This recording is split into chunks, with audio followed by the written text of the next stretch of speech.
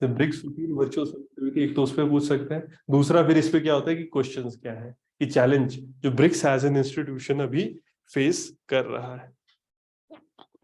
एक analysis based होगा कि अगर हम ब्रिक्स को समझने की कोशिश करें, ब्रिक्स इंपॉर्टेंट क्यों है ना?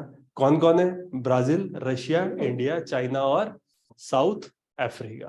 तो यहाँ पर ये अराउंड 42% वर्ल्ड की पॉपुलेशन का है, और 30% हमारा लैंड एरिया है, और 24% ग्लोबल जीडीपी, और 16% हमारा इंटरनेशनल ट्रेड इस एरिया में होता है।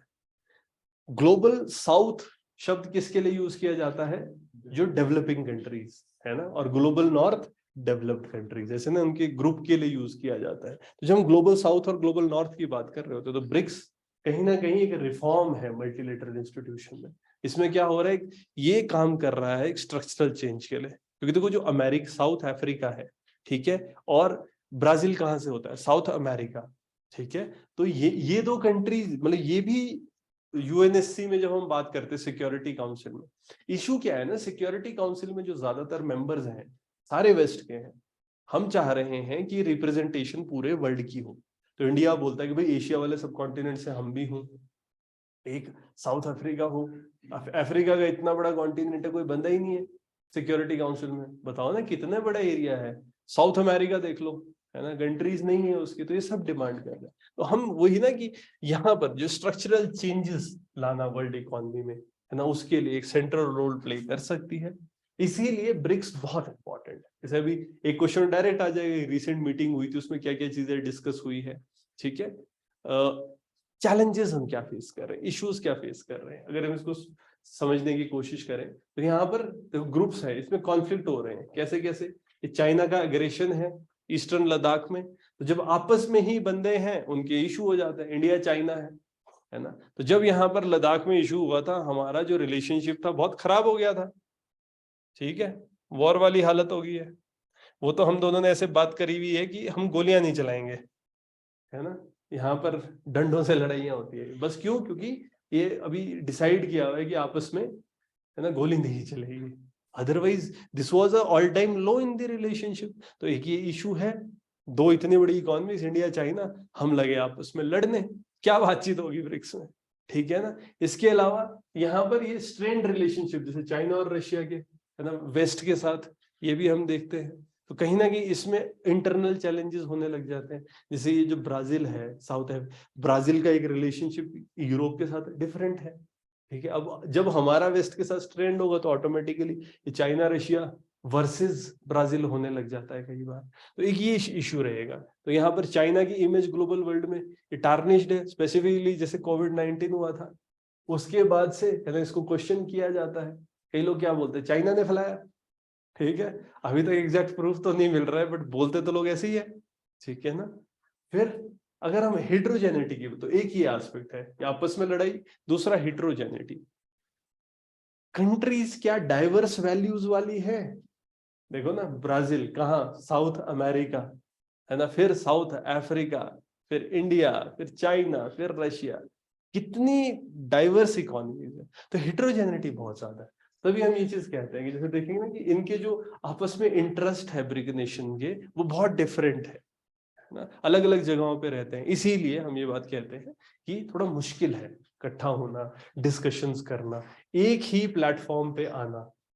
फिर चाइना सेंट्रिक मानते हैं जितनी भी कंट्रीज है, ब्रिक्स के ग्रुप है ट्रेड के साथ, जैसे चाइना का, तो कहीं ना कहीं ज्यादा सबका चाइना के साथ ट्रेड है। क्यों? क्योंकि जो चाइना है, चाइना एक एक्सपोर्ट लेड इकोनॉमी है, ठीक है, सस्ता सामान मिलता है चाइना में, ठीक है। शुरू में तो ऐसा नहीं था चाइनीज है मतलब क्या होता था कि लो क्वालिटी, लोगों के दिमाग में ऐसा चलता था, बट अब तो फिर देखो क्वालिटी भी प्रोडक्ट बना रहा है चाइना। तो कहीं ना कहीं अब वो चीज भी नहीं है। अब देखो, ज्यादातर मोबाइल फोन्स की मैन्युफैक्चरिंग कहाँ हो रही है, ठीक है, इलेक्ट्रॉनिक गुड्स की मैन्युफैक्चरिंग कहाँ हो रही है, तो चाइना से सामान आ रहा है। और यस, क्वालिटी है। शाओमी, शाओमी जो हम कहते हैं, ठीक है ना, जॉनी, कितने सारे मोबाइल के वो सारे यहीं से बन रहे हैं, मैन्युफैक्चरिंग है, ठीक है ना। इसके अलावा जो बैलेंस, ये ट्रेड डेफिसिट जो भी चाइना के साथ है, ये सबके साथ जितने भी पार्टनर को, जैसे हम कह रहे हैं, इंडिया क्या कहता है, हमारा चाइना के साथ जो बैलेंस ऑफ ट्रेड है वो नेगेटिव में चल रहा है, ठीक है ना। तो सब कंट्रीज के साथ ऐसे ही है। तो इस वजह से कहीं ना कहीं ये चाइना सेंट्रिक इशू हो जाता है। ठीक है। इसके अलावा अगर हम देखें ग्लोबल मॉडल है गवर्नेंस का, जैसे ग्लोबल स्लोडाउन की बात करते हैं हम, trade war, protectionism critical challenge बन रहा है ब्रिक्स के अंडर। ठीक है। जो कंट्रीज है आपस में, है ना, ट्रेड वॉर चलने लग जाता है। जैसे चाइना की हम बात करें, चाइना ही ट्रेड वॉर करने लग जाएगा। ठीक है। तो कहीं ना कहीं इंक्लूसिविटी और जो हम कहते हैं ना कि एक साथ चलना, कंस्ट्रक्टिव अप्रोच करना, वहां दिक्कत आ रही है। गोल अगर हम देखें, ठीक है, तो यहाँ अगर गोल हमारा कैसा होना चाहिए कि कोई भी नेगेटिव सिनेरियो है इसको ना पहुंचा जाए, सब लोग एक साथ आए, और जो ग्रोइंग इकोनॉमीज है, ग्लोबल ग्रोइंग इकोनॉमीज डिस्टॉर्ट ना करे। जैसे हमारा फाइनेंशियल सिस्टम है, इकोनॉमिक सिस्टम है वर्ल्ड का, इसके लिए, इसकी ग्रोथ के लिए हमको काम करना चाहिए। वही फिर ब्रिक्स में इश्यूज क्या क्या रहेंगे अगर हम देखेंगे, अभी तक ये इफेक्टिव नहीं रही है। इवन दो देखो काम कर रहा है, ऐसा ब्रिक्स में क्या वो मतलब टेक आउट है कि सारी कंट्रीज ने एक साथ लिया और उसकी वजह से एक वर्ल्ड लेवल पे हम कुछ कर पा रहे हो। ठीक है ना, चीज नहीं हो रही है। अगर हम देखें, चाइना का इकोनॉमिक राइज हो तो रहा है, बट ये क्या कर रहा है, ये इम्बैलेंस रहा है ब्रिक्स के अंडर।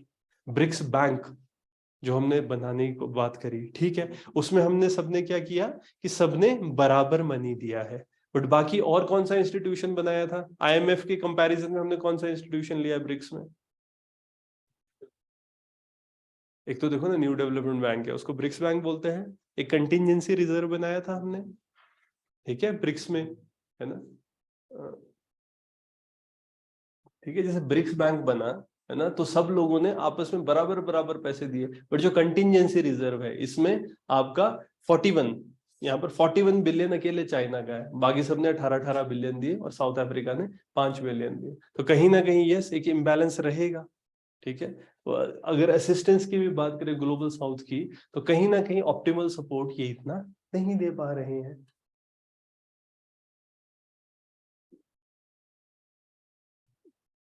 फर्दर ना, क्या चाहते हैं फिर हम, कैसे इस इंस्टीट्यूशन को स्ट्रॉन्ग किया जाए, कैसे कोऑर्डिनेशन लाई जाए। पहली चीज हम चाह रहे हैं कि कोऑपरेशन आपस में आए। देखो पहला दिक्कत हमने क्या बोली थी, आपस में ही पंगे। इंडिया चाइना से पंगे करता है, ठीक है, और चाइना रशिया है, ये आपके ब्राजील के साथ पंगे कर रहे हैं। तो अब सबसे पहले तो ये होगा ना कि आपस में पहले वो कोऑपरेशन लानी पड़ेगी, एक बेटर इंटरनल बैलेंस लाने की कोशिश करनी पड़ेगी। ये जो डाइवर्सिटी है अगर हम इसको लाएं, और स्पेसिफिकली जब हम देखेंगे ना कि जब ये रीजनल वैल्यू चेन्स एक्सपोज हुई थी पेंडेमिक टाइम पर, वहां उससे हमें क्या समझ आ रहा है, जो पॉलिसी मेकर है वो क्या कह रहे हैं, एनकरेज कर रहे हैं कि इंट्रा ब्रिक्स कोऑपरेशन सबसे पहले चाहिए। किन एरियाज में? Agriculture, disaster resilience, digital health, traditional medicine, custom cooperation, पहले इस पे हम सबको इकट्ठे आना चाहिए। ठीक है। इसके अलावा जो ब्रिक्स है, किन एरियाज में, तो पहला डिकेड था तो आइडेंटिटी इशू थे, कॉमन इंटरेस्ट है कि नहीं, इस पे ब्रिक्स ने अच्छा काम किया था। जैसे हम देख रहे हैं ना, मेन हम ब्रिक्स को कैसे खड़ा कर रहे थे, global north versus global south, इन इश्यूज को टैकल करने के लिए। हाँ, ब्रिक्स ने वो चीज तो अच्छे से करी थी। हाँ, अपने आपस में कोऑर्डिनेशन की जब हम बात करें वहां दिक्कत है। जैसे एक रिमेन, अगर इसमें रेलेवेंट रहना है अगले डिकेड में, तो हमको क्या करना पड़ेगा, सबसे पहले तो अपनी एक रियलिस्टिक असेसमेंट करनी पड़ेगी कि हम क्या इनिशिएटिव्स ले रहे हैं, क्या अपॉर्चुनिटीज है, और उन अपॉर्चुनिटीज में क्या प्रॉब्लम्स है।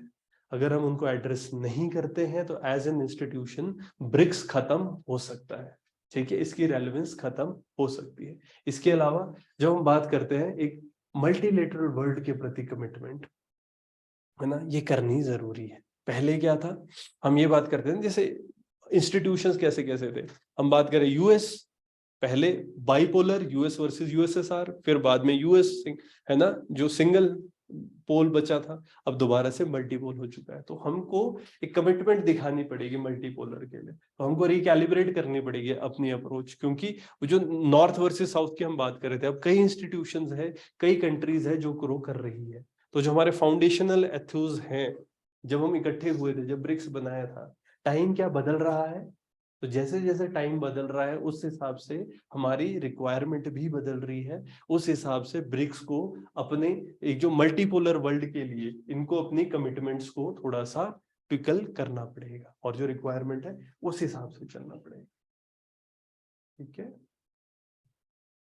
फर्दर अगर हम बात करते हैं, जैसे एनडीबी, हम न्यू डेवलपमेंट बैंक है ना। न्यू डेवलपमेंट बैंक क्या है, जो ब्रिक्स बैंक बना था, किस चीज के लिए, कि वर्ल्ड बैंक है, वर्ल्ड बैंक के को काउंटर करने के लिए हमने एक तरह से ब्रिक्स बैंक बनाया था। तो यहाँ पर क्या हो रहा है कि हमको इसको बिल्डअप करना चाहिए, जो इसकी सक्सेसेस है, इन्वेस्टमेंट करना इंस्टीट्यूशन के अंदर। ब्रिक्स बैंक बहुत चीजों पे इन्वेस्ट कर रहा है डेवलपमेंट के लिए, तो उस पर काम करना चाहिए। स्पेशली मतलब ऐसा होता है कि जिन प्रोजेक्ट्स पे हम एक बात कहते हैं कि जो ग्रोथ है या जो इन्वेस्टमेंट है वो उन एरियाज में होनी चाहिए जिसमें हम, ऐसा होता है कि पहले से आप प्लान करो फिर वहां पर इन्वेस्ट करो ताकि वो एरिया डेवलप कर जाए।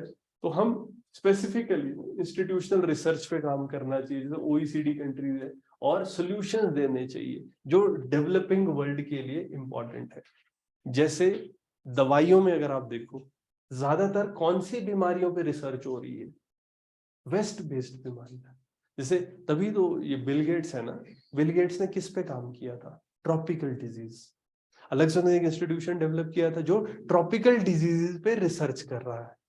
ट्रॉपिकल डिजीज पे क्यों बहुत लोग मरते हैं, लेकिन वही होता है ना कि डेवलप्ड कंट्रीज में नहीं मर रहे हैं, है ना, गरीब देशों के लोग मर। जैसे मलेरिया है, तो मलेरिया की इरेडिकेशन अभी तक इंडिया में हुई इरेडिकेशन। अब चार अभी भी हम कोशिश कर रहे हैं कि हमने मलेरिया अब हमने गोल बना दिया कि इरेडिकेट करना है। बहुत सी कंट्रीज है वहां पर अभी मलेरिया से ही लोग मर रहे हैं। ठीक है, सोचो इतने बुरे हाल है। स्पेसिफिकली कहाँ, जैसे हम ये बात करते हैं ना कि सहारन कंट्रीज, जो साउथ अफ्रीका, इक्वेटर के आसपास की जो कंट्रीज है, कॉन्गो, है ना, बहुत पिछड़ी कंट्रीज है अभी भी। तो वहां पर जो हम डेवलपमेंट की, तो जैसे ट्रॉपिकल डिजीज वो एक प्रॉब्लम है डेवलपिंग वर्ल्ड का, उस पे उसके लिए रिसर्च के लिए पैसा देना चाहिए। इसके अलावा जो ब्रिक्स है, तो ब्रिक्स लेड एफर्ट होने चाहिए। जैसे हम बात करें पेरिस एग्रीमेंट जैसे चल रहा है, यूएन सस्टेनेबल डेवलपमेंट गोल्स चल रहे हैं, इसी तरीके से ब्रिक्स एनर्जी अलायंस, है ना, एनर्जी समिट इंस्टीट्यूशन इस तरीके से बनाया जा सकता है। साउथ की जो ग्लोबल साउथ की जो प्रॉब्लम्स हैं उनके लिए स्पेसिफिक इंस्टीट्यूशन डेवलप किए जा सकते हैं। इसके अलावा ब्रिक्स है ना, ये स्ट्राइव करे पीसफुल और पॉलिटिकल डिप्लोमेटिक सेटलमेंट, जो भी क्राइसिस हो रहा है, जैसे वर्ल्ड में जब लड़ाइयां हो रही है उसके लिए हम हेल्प आउट कर सकते हैं।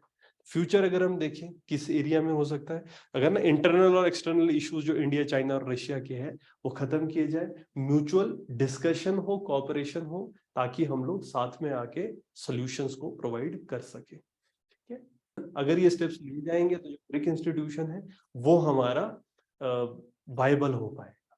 अदरवाइज इसकी वायबिलिटी क्वेश्चन कर रहे हैं।